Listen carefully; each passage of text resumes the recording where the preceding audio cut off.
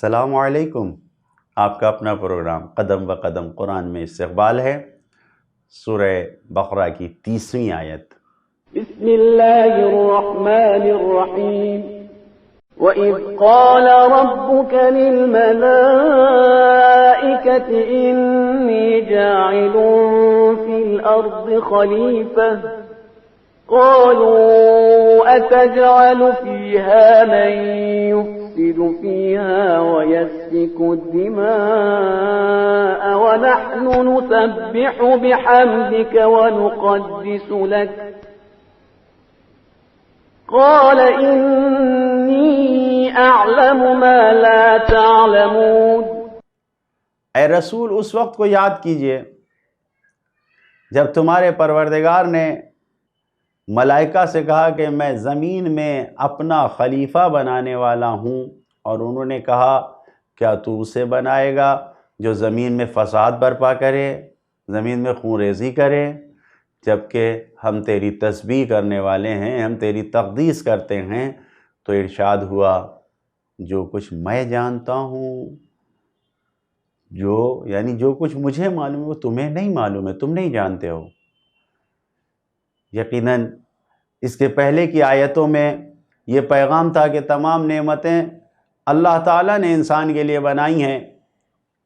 اب اس آیت میں اور کچھ بعد کی آیتوں میں یہ پیغام ہے کہ انسان کی خلافت اور جانشینی کا مسئلہ ہے کہ زمین پر خلیفہ الہی اللہ کا جانشین انسان بنے گا۔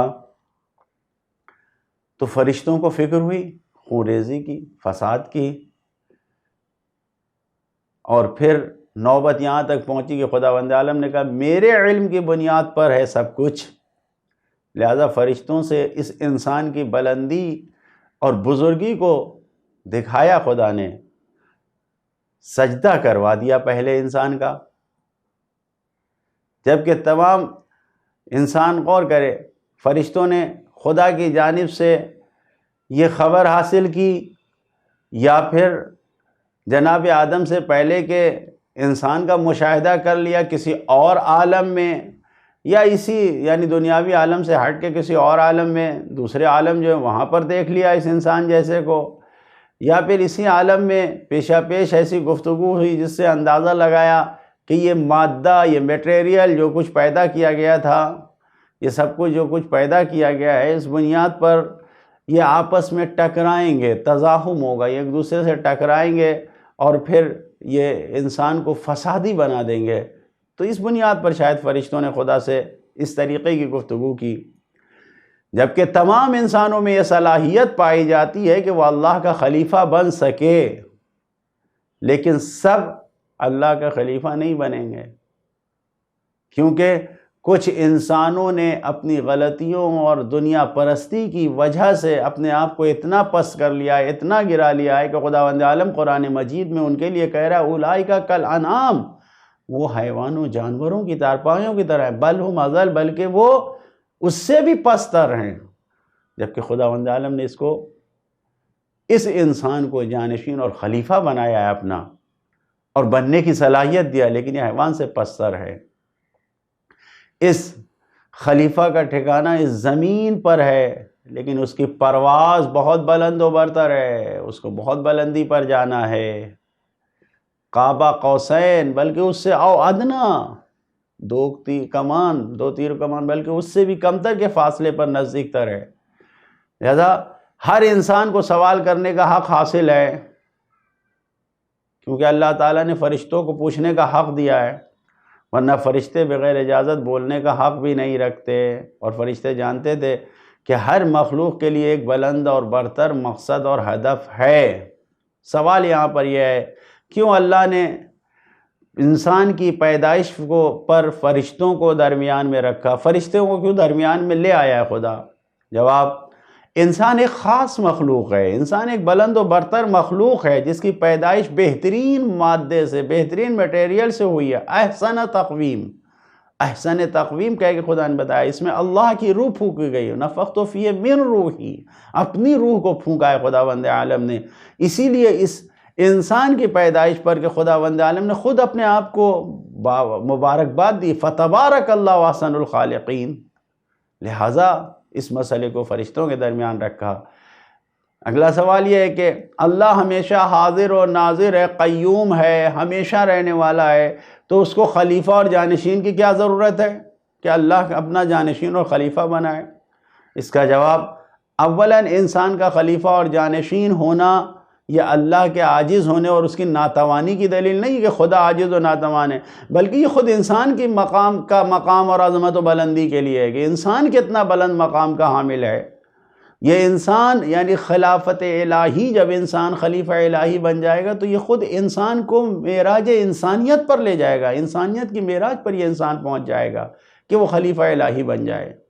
اور دوسرے یہ کہ کائنات کا نظام جو خداوند عالم نے سسٹم بنایا ہے یہ واسطوں اور ذریعوں پر استوار ہے، قائم ہے۔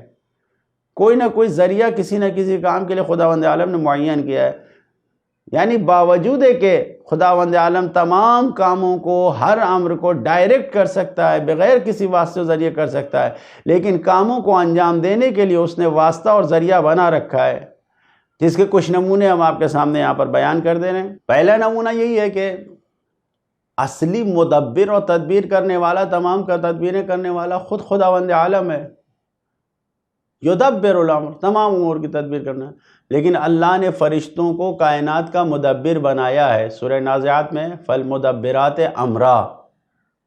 دوسرا نمونہ قرآن مجید میں خداوند عالم کو کہا گیا فَهُوَ يَشْفِينَ وَإِذَا مَرِضْتُ فَهُوَ يَشْفِينَ، یعنی شفا دینے کا حق صرف اور صرف اللہ کے ہاتھوں میں ہے، لیکن اس نے شہد میں شفا رکھا ہے، فیہ شفاء، شہد میں شفا ہے۔ علم غیب کا مالک، تیسرا نمونہ، علم غیب کا مالک خداوند عالم ہے، یعنی انما الغیب للہ، قرآن مجید کا اعلان ہے، لیکن کچھ غیب کا علم خداوند عالم نے اپنے صالح اور نیک بندوں کو بھی عطا کیا، الا من ارتضی من رسول۔ لہذا انسان کا خلیفہ اور جانشین بننا اس میں کوئی شک نہیں، بن سکتا ہے اس طریقے سے کہ جو بھی ان کی اطاعت اور پیروی کرے گا حقیقت میں اس نے اللہ کی اطاعت کیا ہے۔ من یطیع الرسول فقد اطاع اللہ، جو ان کی اطاعت کرے گا اس نے اللہ کی اطاعت کیا ہے۔ اور ایسے انسان کی اگر کوئی بیعت کر رہا ہے تو گویا اس نے اللہ کی بیعت کیا ہے، کیونکہ قرآن مجید میں ان الذین یبایعونک، جو لوگ آپ کی بیعت کرتے ہیں، انما یبایعون اللہ، وہ اللہ کی بیعت کرتے ہیں۔ لہذا بیعت، ان کی اطاعت اللہ کی اطاعت، ان کی بیعت اللہ کی بیعت، اور ان کی محبت، خداوند عالم نے ایسے انسانوں کو بنایا کہ جن سے اگر کوئی محبت کرے گا تو اللہ کی محبت ہے۔ من احبکم فقد احب اللہ، جس نے آپ سے محبت کیا اس نے اللہ سے محبت کیا۔ انسان کو غور کرنا چاہیے، لہذا اس آیت کے پیغامات کو سننا چاہیے، غور کرنا چاہیے جو آیت کے پیغام ہیں۔ پہلا پیغام یہی ہے کہ اللہ تعالیٰ نے انسانی زندگی کے تمام اسباب و وسائل کو، تمام سامان کو فراہم کیا ہے، پھر انسان کو پیدا کیا ہے۔ مولا کائنات حضرت علیہ السلام نے فرمایا فَلَمَّا مَهَّدَ أَرْضَهُ أَنفَذَ أَمْرَهُ وَاخْتَارَ آدم، پہلے زمین کا فرش بچھایا، پھر اپنے تمام فرمان کو نافذ کیا، پھر انسان کو بنایا، انسان کو چنا۔ یہ خود مولا کائنات نے فرمایا۔ اسی طریقے سے دوسرا پیغام، فرشتوں کو پہلے بنایا پھر آدم کو بنایا، کیونکہ آدم کے بنانے کے وقت فرشتے موجود تھے۔ خلیفہ اور منصوب جانشین کرنے کا حق صرف اور صرف خداوند عالم کو ہے اور کسی کو نہیں ہے۔ خود خدا انی جاعل فی الارض خلیفہ، انسان پر زمین پر انسان ہمیشہ ہمیشہ خلیفہ الہی ہے۔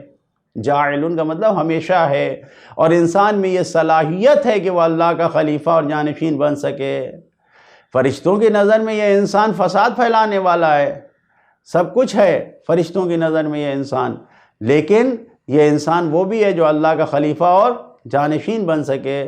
جو بھی عادل، جو بھی خلیفہ بنے اسے عادل ہونا چاہیے، فاسق و فاسد نہیں ہونا چاہیے۔ یفسد الارض جو بھی ہوگا وہ خلیفہ نہیں ہو سکتا۔ اسی طریقے سے انسان کو غور کرنا چاہیے۔ خداوند عالم نے کہا کہ فساد و خونریزی کو تم کہہ رہے ہو، تو اللہ نے رد نہیں کیا فرشتوں کی ان بات کو، لیکن یہ کہہ دیا کہ انسان کے اندر اتنی صلاحیتیں پائی جاتی ہیں کہ جو میں جانتا ہوں، جو میرے علم میں ہے وہ تم نہیں جانتے ہو۔ لہٰذا انسان کو اس آیتوں کے پیغام کو غور کرنا چاہیے۔ لہٰذا اس آیت کا عملی پیغام یہی ہے کہ ہر انسان کو ایسی زندگی گزارنا چاہیے، اس طریقے سے زندگی گزارنا چاہیے کہ وہ اللہ کے سامنے اپنے آپ کو اس کا خلیفہ پہچانوا سکے، بنوا سکے، خدا کے سامنے صرف اللہ کے لیے ایسا زندگی گزارے، نہ یہ کہ دوسروں کے سامنے بلکہ خدا کو راضی کر کے وہ خلافت جو اس آیت میں بیان کی گئی ہے وہ اپنے آپ کو خدا کے سامنے پیش کر کے خلافت کو اپنے لیے لے سکتا ہے۔